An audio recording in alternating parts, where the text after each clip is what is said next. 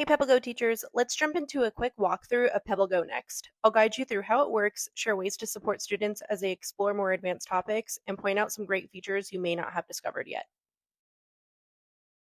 In the top left corner, you'll see our home button, which will guide you back to our landing page.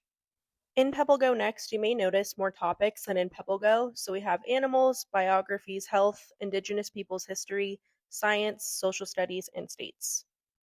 On the upper right corner, you'll see the search bar where students can search for a topic or article.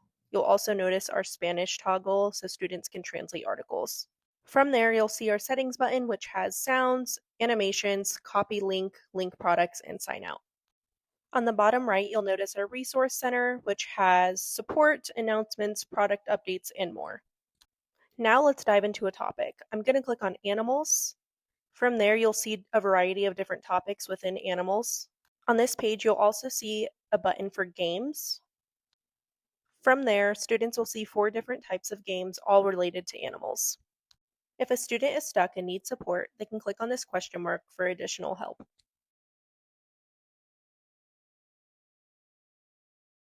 You'll also notice Question of the Day, which will prompt students with a question relevant to the topic that they are in.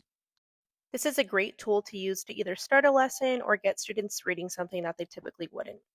Now let's dive deeper into animals. I'm going to click on birds, and I'm going to head to flamingos. You'll notice that this article in PebbleGo Next is definitely longer than in PebbleGo, appropriate for grades 3 to 5, or even for your younger kiddos who want a challenge or need more information. To read through the article, students can either scroll or use the tabs at the top to read through the entire article. At the end, it'll say related articles and will give options related to flamingos. Just like in PebbleGo, students have the audio option if they'd like to listen to the article, and they can still follow along following the highlighted words. Something that I really love about PebbleGo Next is students can click on any word, and at the bottom, if they click on dictionary, it will pull up the definition for the word that they chose. This is great for word recognition and to build vocabulary. At the bottom, you'll see sites, and you'll notice a few more options. There's an option to download the article or just the page, and also the activity. Within PebbleGo Next, there's also a short video showing, in this case, flamingos. And again, I love how short it is so students can stay on track. And they can also press the listen button and range to see where this animal is located. Again, we have the dictionary button and new project that will guide students to our creation tool.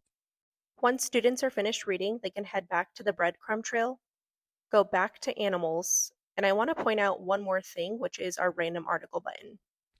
After you click on the spinner, it will give you a random article based off the topic that you are in. Another example, if you go to PebbleGo Next and click on biographies, click on random article, and there it is, a random article based off biographies.